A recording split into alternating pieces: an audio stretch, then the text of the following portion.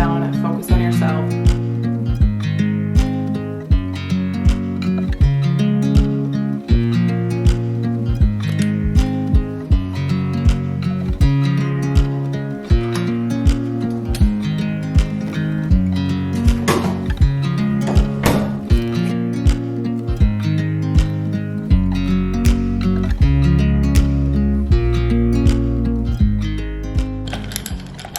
Welcome back to another vlog. I figured this weekend I would do like a major mid-year reset because I always love doing my Sunday resets. I love to do a big reset at the beginning of the year every single year, and I cannot believe that we are a little over halfway through 2025. This year has just flown on by, and I think it's perfect in the middle of the year to just do a check-in with yourself, where you're at with your goals, your mindset, your mental health, your physical health, kind of see what's been working for you in terms of your routines and just different things that you want to accomplish for the end of the year. So I'm going to start off by just making myself a reset checklist on my laptop, so that way I can cross different things off as I accomplish them and make sure I'm staying on track, because I want to make sure I get everything that I ideally would like to get done for my reset finished up this weekend.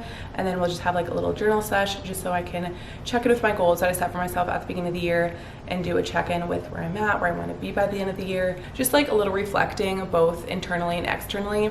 I also like to look at my routine and kind of analyze what's going well, what's not going so well, what habits are working for me, and what habits are kind of taking away from different goals and things like that. So today's gonna be a good day getting things like that done, and then also tomorrow, so we're gonna have good productive days.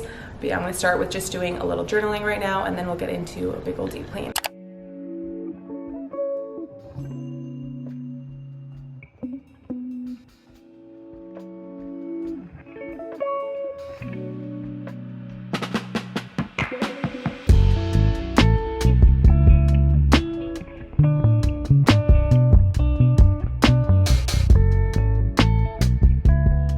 Getting into the deep cleaning portion of my reset, I'm going to start off in my room and just strip all my bed sheets off and then throw those into the wash, so that way I can typically clean my apartment in the time that it takes to wash and dry all my bed sheets, and then we'll head into the kitchen, the living room, all of that.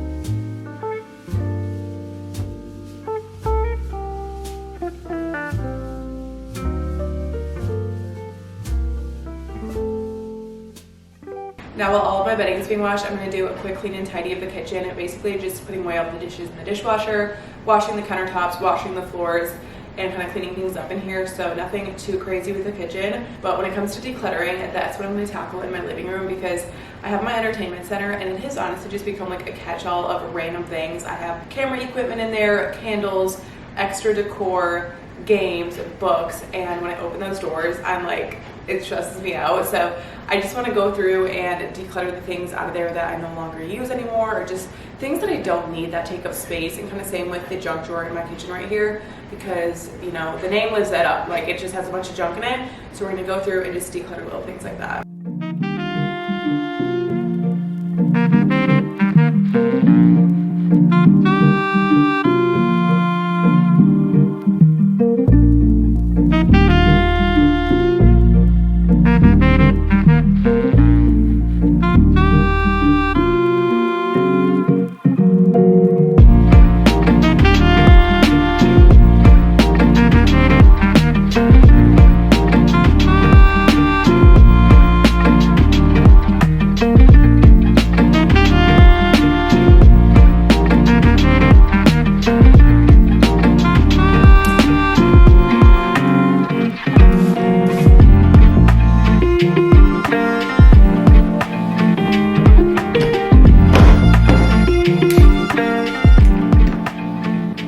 Last little bit of cleaning I'm going to do for the living room is deep clean the couch, and I try to do this at least like once a month. I'll deep clean all of my couch cushions.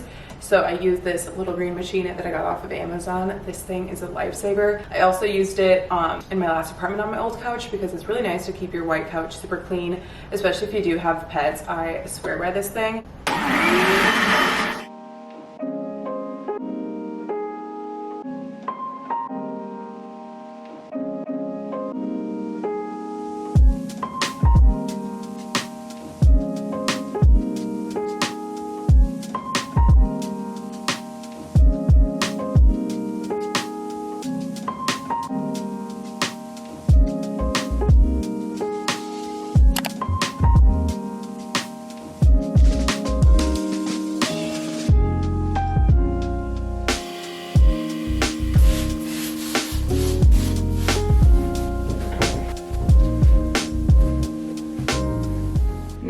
organizing my bathroom. This is a whole freaking beast because I definitely have a lot of products and it gets to be pretty cluttered in here. So every couple of months I'll just go through my drawers and go through like my everyday skincare products, my everyday makeup products, and make sure that I have everything that I'm using daily like in those drawers, and then anything extra I'll just situate into the different organizing bins that I have. So in this cabinet I just keep extra like lotions, hair care, skincare, makeup products, and then same with the cabinet under here. And then under my sink I just have like hair tools, lotions that I'll be using sometime soon, like different products and things that I want to integrate within my routine once I run out of things that I'm close to finishing empty. And then yeah, just like hair care products over here. And then like I said, my everyday skincare and makeup over there, which gets to be pretty cluttered. At those drawers, I'm like always throwing random things in there as I'm trying new like lip products, skincare products, blush, foundation, whatever it may be. So I just want to go through, declutter that, and then just like situate and kind of clean up in there.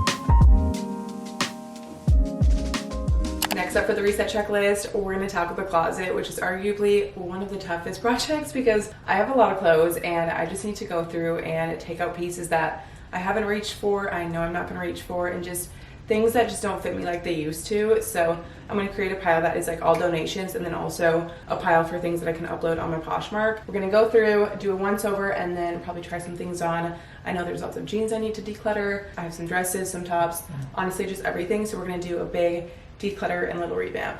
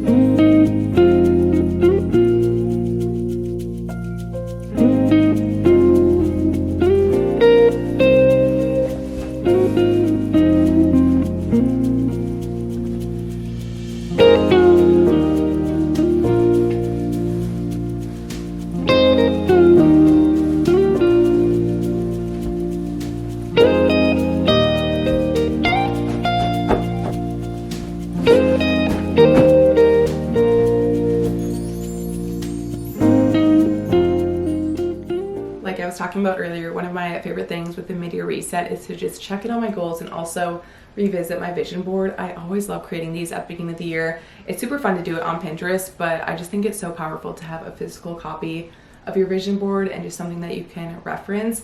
And just looking at a lot of these photos, I'm like, dang, I really have accomplished a lot of the things that I wanted for myself this year. And I think so often than not, like we get caught up in chasing that next big goal or that next big thing that we forget how far we have come within the year. So that's why I like to just take some time to reflect and just be proud of those accomplishments, maybe journal them and just what you have done for yourself, and not constantly think of what you need to add to your life, whether it's different habits you need to add or different things you need to change within your routine. Like focus on the glass half full and think about what you're doing right rather than all the things you're doing wrong, because that's not always very motivating when it comes to changing up your lifestyle or switching up the routine or anything. So for example, there are like a few things that I would like to sprinkle into my routine that I'm not currently doing. For example, just taking time in the morning to meditate, or having those slower mornings where I spend like 15 minutes reading instead of instantly getting my morning started right away, opening up my laptop, responding to emails, and being like very reactive in the morning.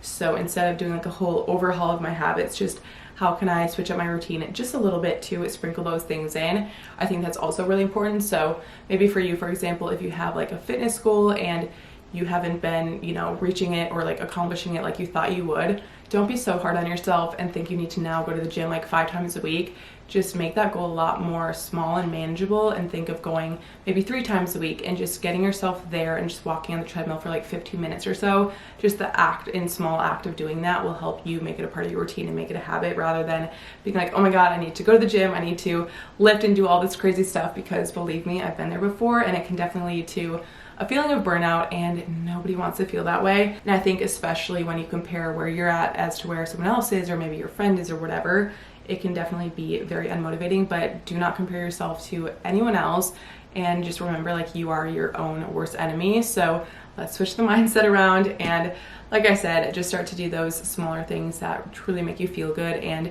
make you feel good in your routine. Like, what works well for you, not what works well for that influencer that you watch or that best friend that you have. Like, what works well for you and your routine, what's going to satisfy you.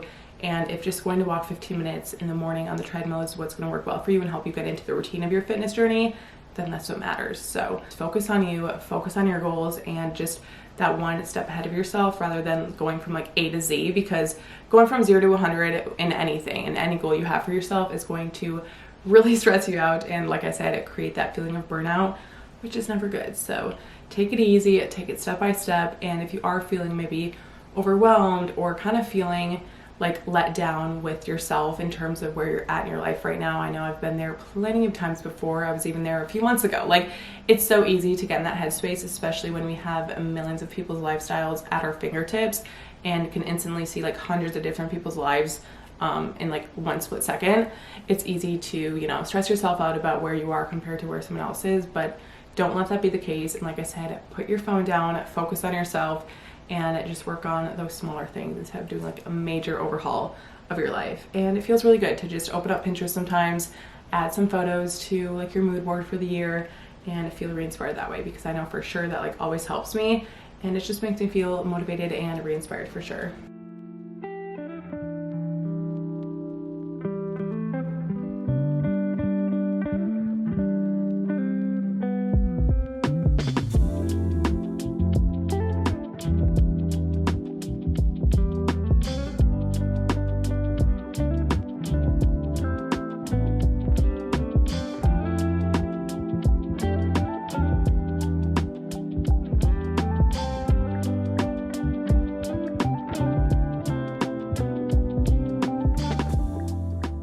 Guys, happy Sunday. I just got back from the farmer's market a little bit ago. Had myself the best start to a Sunday. I'll typically spend my Sundays one of two ways: either very productive Sunday reset type of day where I'm deep cleaning my apartment, going to the grocery store, restocking my fridge, doing like meal prepping, meal planning for the week, or I'll just have a very chill, like slow, intentional Sunday, which is always my favorite, just because it feels really good to just do those little things that fill your cup and it just make you take a step back a little bit and just like pour into yourself. I think, as I was talking about yesterday, we do get so caught up in our lifestyle sometimes that we do forget to pour into ourselves and just like get off of our phone, go for a nice long walk outside, go to our favorite coffee shop. I went to the Salty and got myself a matcha this morning, which is always my favorite, and then I went for like an hour-long walk on Bayshore, which felt so good because it's been so sunny all day today. So I was like, I'm taking advantage of that this morning, and it just went to the farmer's market. It was like the perfect relaxing chill Sunday. And kind of like pigging back off of that, I wanted to go through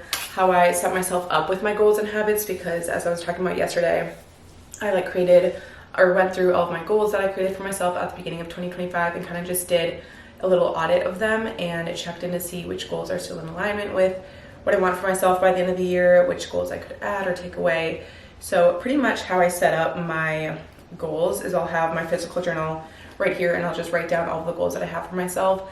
And then I like to go into Notion, which is how I kind of organize a lot of things within my life, both work related and then also just personal things. So I have my calendar in here, I have my yearly goal tracker, and also my habit tracker.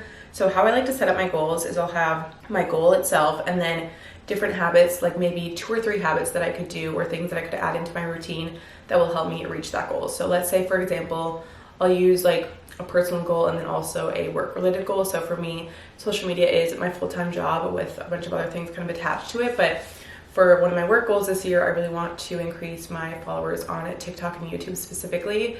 So I have that goal, and then under that I have some habits of things that I could do within my routine that can help me reach that. For example, one of them could be posting daily, posting on TikTok every single day, uploading on YouTube 2 to 3 times a week. So what that looks like is maybe filming 4 times a week. So what days am I going to film my videos? That means on Tuesdays, if I'm going to start filming videos on Tuesdays, I need to kind of map out in my calendar what videos I'm going to film on those Tuesdays, or like what videos I want to film throughout the month. So then when those days roll around, I don't feel stuck and like, okay, what content should I post I'm not really feeling inspired, whatever it may be. So I think it's important to find or look at your routine and think, okay, where can I incorporate different habits, not like overwhelm myself, but where can I add those habits that can help me reach that goal that I have set for myself. And another goal could be like a personal goal that I have is a fitness goal in the gym. So in order to reach that fitness goal, how can I adjust my current fitness routine? Is my current split that I'm doing in the gym working for me? The answer is yes, so I'm going to keep up with doing that, but how could I tweak it just a tiny bit so that I can reach the goal that I have set for myself? Maybe that's adding more cardio days, maybe that's taking cardio days away, maybe that's doing Pilates 3 times a week instead of 2 times a week, etc. So again, just kind of looking at that and making a plan for yourself, especially when it comes to, you know, your fitness journey, your health journey. I think it's really important to make a plan and stick to that plan, because without a plan for anything, like, you plan to fail essentially. So that's why I think it's important also to kind of like look at if you want to start eating healthier, well, on Sundays, should I go to the grocery store and then meal prep for the week ahead so that I kind of have all of my meals planned and then I'm not like stressing about it, or, you know, being ravenous by the end of the day and just throwing together a meal because I didn't have anything prepped for myself, you know? So that's how I like to set up my goals. And then I also attach like an emotion to that goal. So how would it feel if I reached that goal that I have set for myself? That way you're putting that feeling into your brain and also like kind of into your body. Okay, if I hit that number of followers, or if I reach that goal that I have set for myself in the gym, how will I feel internally? And like, is that a feeling that makes me want to work for that goal, you know? Because you gotta have a feeling attached to a goal, otherwise it's kind of pointless. And, you know, you hear people talk about SMART goals all the time, but truly having an emotion with that goal is going to make it actually happen, instead of just writing down on a piece of paper, I want to read 2 books this month. Okay, well, are you going to feel any different if you read those books versus if you don't?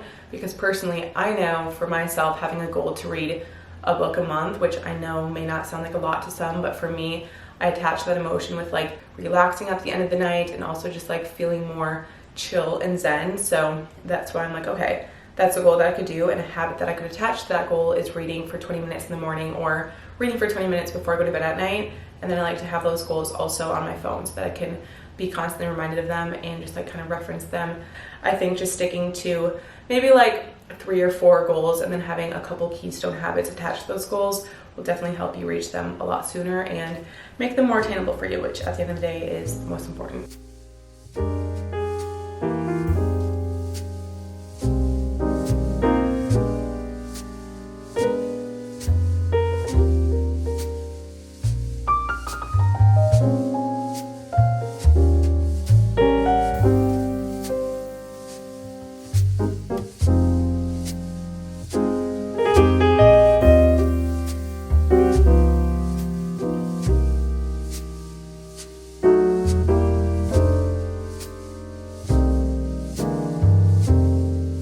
I'm out running a couple of errands right now. I just got Home Goods because I want to get some new candles for my apartment. I'm almost out of the ones that I have been burning, and nothing says a good refresh to your space and your home like adding some new candles, and Home Goods always has my favorite one. So I'm gonna pop into there, and then afterwards I want to make my way to Trader Joe's to just get some fresh flowers. I just feel like it adds some life and just really makes your space feel so refreshed and so clean, and I haven't had fresh flowers in a while, so I'm like, I'm definitely due for a good refresh with that. And Trader Joe's always has my favorites.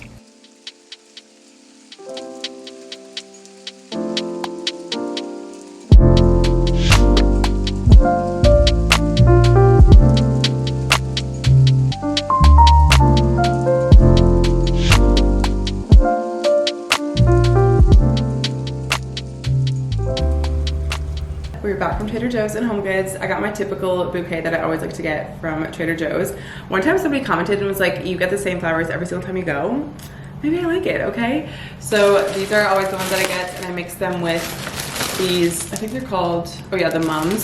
So these white ones, and then like unicorn baby's breath. I think it's so pretty. So I'm either gonna put these in my kitchen or the living room, probably the living room, honestly.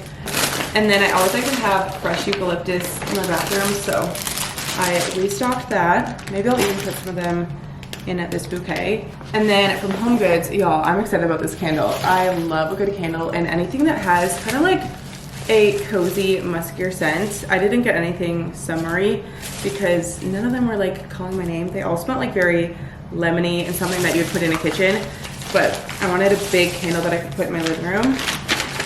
This is the Patchouli Oud. Is that how you pronounce it? I think it is oud. Oh my gosh, this honestly smells like my mom, or it smells like the perfume scent Angel, if you've ever smelled that before. It has kind of like a sexier feminine scent to it. It reminds me a lot of the scent of this candle. It also has notes of obviously patchouli and then mahogany, so we all know mahogany teakwood reminds me a lot of that. Love this, excited to burn that in my living room. And then I couldn't resist, I saw these in the checkout line, and if you know, you know. So they're delicious little snack rice bites, are so good, and the salted caramel flavor, I had to pick it up, so they're my favorite.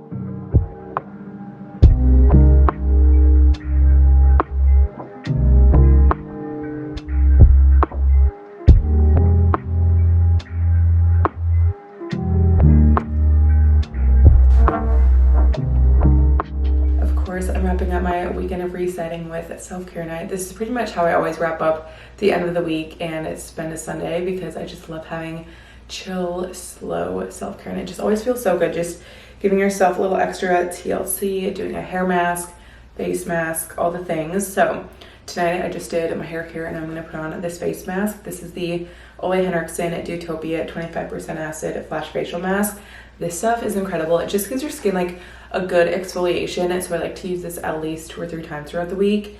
And it also has like hyaluronic acid in it, so it adds a bit of hydration to the skin also. So I just leave this on for about 5 to 10 minutes usually, and I like to keep it on while I make my tea. And then I'm gonna spend some time reading tonight because I've been trying to get in a better habit of like opening my book and just reading for at least 10 minutes, because pretty much every single time I'll end up reading for 20 minutes, even 30 minutes, when I just say, oh, I'm gonna like read for a little bit. And then I always end up doing that instead of scrolling on my phone, which is obviously significantly better to do.